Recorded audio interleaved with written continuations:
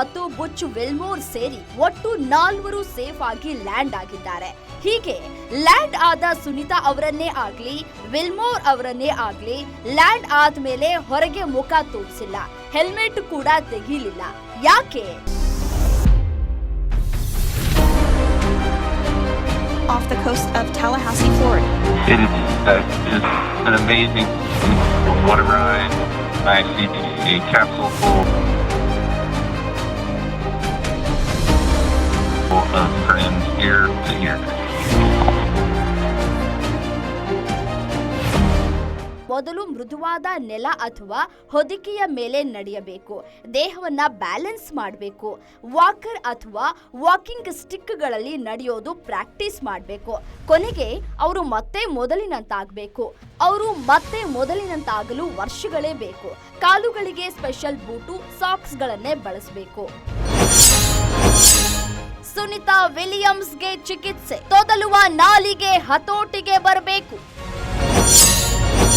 ಕಿವಿಗಳಿಗೆ ಜೋರಾದ ಶಬ್ದಗಳನ್ನು ಅಭ್ಯಾಸ ಮಾಡಿಸಬೇಕು.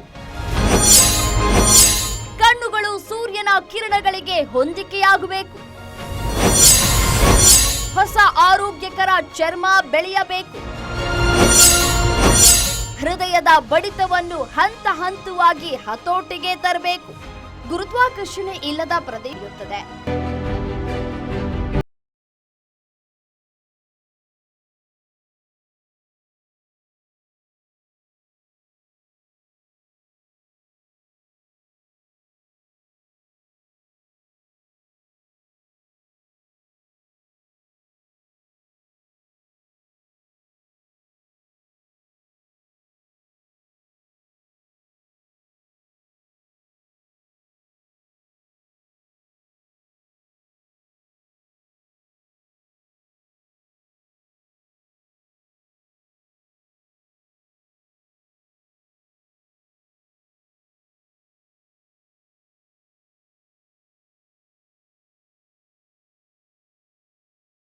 ನಾಡಿ ಮಿಡಿತ ಅಂದ್ರೆ ಪಲ್ಸ್ ಬೀಟ್ ಗಳನ್ನ ಕ್ಷಣ ಕ್ಷಣವೂ ಮಾನಿಟರ್ ಮಾಡ್ತಾ ಚಿಕಿತ್ಸೆ ನೀಡಬೇಕು. ಸವೆದ ಮೂಳೆಗಳಿಗೆ ಶಕ್ತಿ ತುಂಬುವುದು. 9% 10% ಮೂಳೆ ಸವೆತ. ಸ್ನಾಯುಗಳಿಗೆ ಬಲ ತುಂಬುವ ವ್ಯಾಯಾಮ. ಪೌಷ್ಟಿಕ ಆಹಾರ, ಶಕ್ತಿವರ್ಧಕ ಔಷಧ. ಅಂದ್ರೆ ಬಾಹ್ಯಾಕಾಶದಲ್ಲಿದ್ದವರಿಗೆ ಏನೇ ಕೇರ್ ತೆಗೆದುಕೊಂಡ್ರೂ ತಿಂಗಳಿಗೆ 1% ಮೂಳೆ ಅಥವಾ ಸ್ನಾಯುಗಳು ಸವಿಯೋದು ಕಾಮನ್. ಸುನಿತಾ ಅವರು 9 ತಿಂಗಳು ಬಾಹ್ಯಾಕಾಶದಲ್ಲಿದ್ದು ಬಂದಿದ್ದಾರೆ.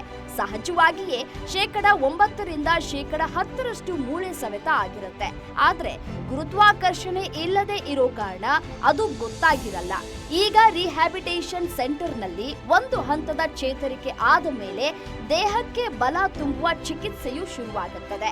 ವ್ಯಾಯಾಮ, ಆಹಾರ, ಔಷಧಿ ನೀಡಿ ಸುನಿತಾ ವಿಲಿಯಮ್ಸ್ ಅವರು ಮತ್ತೆ ಮೊದಲಿನಂತೆ ಆಗಲು ಸಹಾಯ ಮಾಡಲಾಗುತ್ತೆ. ಸದ್ಯಕ್ಕೆ ಸುನಿತಾ ವಿಲಿಯಮ್ಸ್ ಅವರಿಂದ ಒಂದು ಪೇಪರ್ ಕೂಡ ಎತ್ಕೊಳ್ಳೋದಕ್ಕೆ ಆಗೋದಿಲ್ಲ.